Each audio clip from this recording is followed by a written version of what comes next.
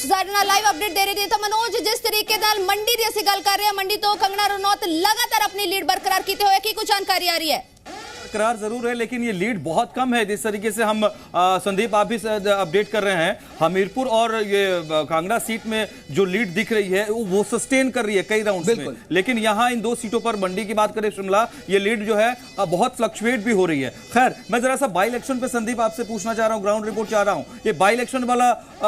जो अभी तक का ट्रेंड है वो कुछ और इशारा कर रहा है। बड़ी मुश्किल से धर्मशाला में जो है सुधीर शर्मा सस्टेन कर पाए हैं, लेकिन बाकी सीटों पर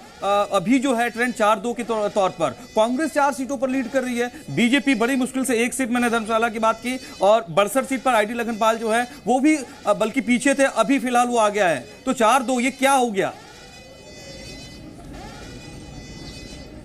देखिए मनोज, जिस तरीके से इस बार के जो ये विधानसभा के 6 सीटों के उपचुनाव हैं, उस पर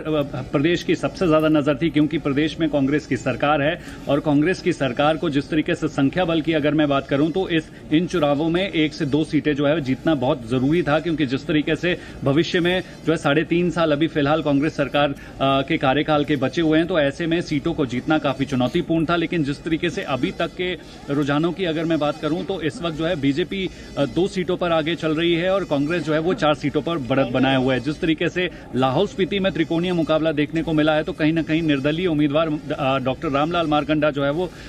लगभग 11 राउंड जब तक चल रहे थे तब तक आगे चल रहे थे, लेकिन जैसे ही अभी आखिरी के जो है वो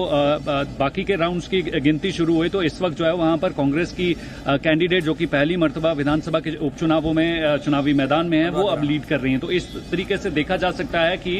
जो उपचुनाव है उसमें जो है कहीं ना कहीं कांग्रेस बाजी मारती हुई दिखाई दे रही है। लेकिन दूसरी तरफ अगर बात करें तो 4 सीटों पर बीजेपी एक बार फिर से 2019 के बाद जो है वो कंफर्टेबल पोजीशन में नजर आ रही है, क्योंकि अभी भी लगभग 1.5 लाख से ज्यादा मतों की मतगणना होना जरूरी है। लेकिन उसके बाद देखना यह होगा कि क्या जिस तरीके से कंगना रनौत अभी भी 50,000 और 61,000 के आसपास बीच में जो है इन नंबर्स के बीच जो है वो काउंटिंग जो फेरबदल होता नजर आ रहा है, पर देखना ही होगा कि अगले जो 3 से 4 जो अभी राउंड्स बचे हुए हैं उस पर सबकी नजर रहने वाली कि क्या जो है आंकड़ा रहता है विनिंग का। फिलहाल 2 सीटों की अगर मैं बात करूं तो हमीरपुर और कांगड़ा सीट जो है वो कंफर्टेबली बीजेपी जीतती नजर आ रही है। अनुराग ठाकुर 5वीं मर्तबा जो है वो हमीरपुर से सांसद बनने की ओर जो है वो अग्रसर है, पर देखना ही होगा कि अभी फिलहाल 3 से 4 राउंड बचे हुए हैं। संदीप, अगर जिक्र किया जाए डॉक्टर राजीव भारद्वाज जो कि बड़ी लीड हासिल कर चुके हैं, पहली मर्तबा चुनाव लड़ रहे हैं, अगर वो अनंत शर्मा जो कि कांग्रेस के कैंडिडेट है, ऐसा क्या हो गया कि इतनी बड़ी लीड से वो जीत दर्ज कर रहे हैं कि अनंत शर्मा परफॉर्म नहीं कर पाए? देखिए, जिस तरीके से कांगड़ा जो है वो हिमाचल प्रदेश का सबसे बड़ा जिला है और ऐसे में 17 हलकों के इस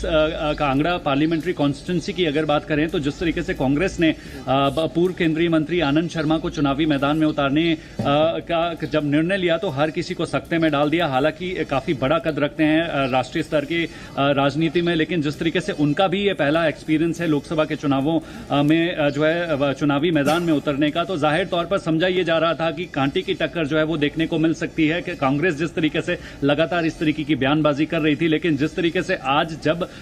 मतगणना की शुरुआत हुई है तो लगातार डॉक्टर राजीव भारद्वाज जो है वो लीड दर्ज करते गए और